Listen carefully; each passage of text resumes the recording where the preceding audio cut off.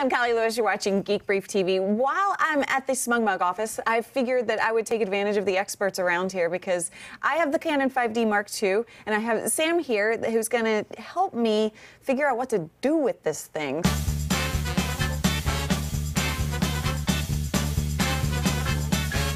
I've been playing with this thing for a couple of weeks.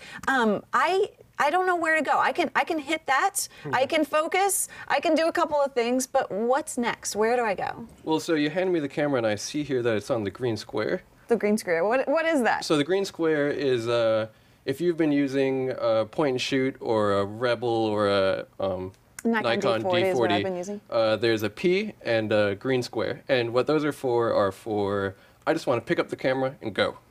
There's no decision making. You're just happy that you have this SLR and it's looking better than a point and shoot. When I run into people that are on this mode, you laugh. Well, yeah. so first it's, oh man, I'm glad you made the jump to SLR, but there's this journey that I'm going to take you on here over the next couple minutes, and it's on the 3 creative areas that you have in an SLR. And so here we're going to go off the green square onto TV. So TV is shutter priority, and what that means is you now have control over your shutter speed, and you let the camera pick your aperture, which is the diaphragm. Okay. So when you become in control of the shutter speed, now you can say, let's slow the shutter speed way down to, say, 1/10 of a second or 1/15 of a second, which allows you to capture motion. So if cars are going by, you slow the shutter speed down. You slow the shutter speed down, and now they drag. Exactly. Or if people are running around or dancing with lights, now you get to see the motion happening. Okay. And if you just let the camera pick it, the camera would assume, well, I want to capture this moment, and so it would freeze the action. Okay. So that's one creative spot.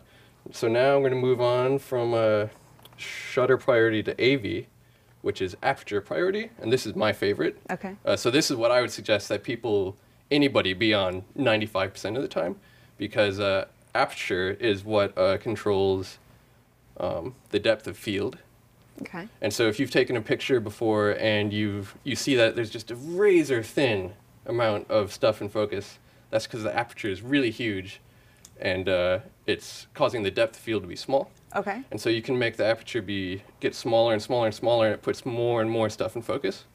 And so it's this creative control you have over the amount that's in focus, and I feel like that's the most, or the easiest to understand and the most accessible creative area, because I can take a picture of just your face or just your eye and have everything else be out of focus. So we just did an episode on Lens Baby. You familiar with Lens Baby? Oh yeah. So this is the same kind of thing, right? No. So different. So in a camera, if I hold it like this, looking forward, there's a plane of focus. Okay. And that plane is parallel to the sensor in the camera. The sensor. Okay. And so when you change that aperture, you get smaller and smaller amounts of depth of field in that plane. Okay. What Lens Baby allows you to do is change the plane. So instead of being parallel to the frame, or parallel to the sensor, you can change it so that it's 45 degrees. Or even more, or tilted in any direction. Right. So that adds 2 depth of field controls. Ah, okay. Now I get the difference. So now it gets really complicated, and Canon has their own lenses called tilt-shift lenses that allow you a similar amount of control.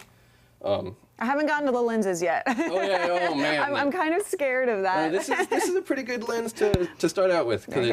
But yeah, so AV, I would really suggest sticking with AV, because you can go into a situation and go, I want to isolate this individual, or isolate just their face from a background and really blur out the background, or isolate just this flower.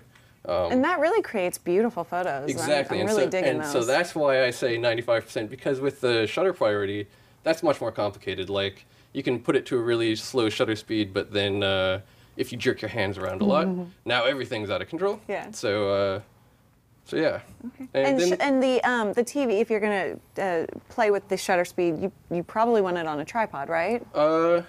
Yeah. Well, so there's this other side to the TV, which is when you're using a flash. Oh. And so you'll notice on here that you have no flash anymore. No.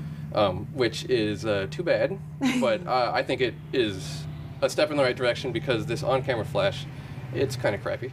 Okay. And it causes you to have to buy an external flash, which when I've convinced other people to buy an external flash and get them to bounce it off the ceilings or walls instead of directly at people, oh my God, Sam, this is creates a whole different effect. It's like there's this light box above everybody, lighting them up from every direction. It's like everything's a studio, and that's when TV comes into control because when you're using a flash, there's this thing called a sync speed in the camera, where the shutter can only move so fast, and the maximum on this camera is 1/200th of a second. And so what you want to do is set TV to 1/200th of a second whenever you're using a flash. Okay. At least I have it on video. I can go back. Yeah. And this has to do with your metering modes, or if you instead want to set it to manual, which is the last and most complicated and probably the... I don't want to go there yet. No, you don't want to go there yet. Okay. I'll stay away from the M. Yeah. So how long have you been a photographer? Let's see. Probably 5 years. I picked up a black and white Canon SLR like 5 years ago. Nice. And took a little black and white class. And I thought, oh, this is awesome. It's really cool that I could take pictures and kind of immediately see the results in the lab. But man, it's a pain in the butt having to go to the lab, and you got to write everything down because you don't have the EXIF information. Yeah. And my wife and I took a trip to Ireland, and I talked her into, I'm just going to buy one really inexpensive Canon SLR, and I'll buy it used, and I promise when we get back, I'll sell it, and we can move on. And when we got back, the photos were so amazing that, no, you're keeping the camera. and it was just a landslide down from there to crazy lenses, crazy cameras. I spend so much time in photography. I own a 4x5 large format and an 8x10 large format now. It's ridiculous. Wow. Now you're working at SmugMug. Exactly. Dream job.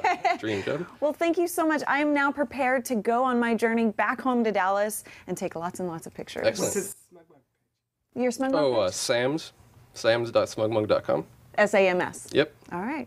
And you can follow my journey of hopefully improving at callie.smugmug.com. I want to leave this on AV for you. Okay. Thank you.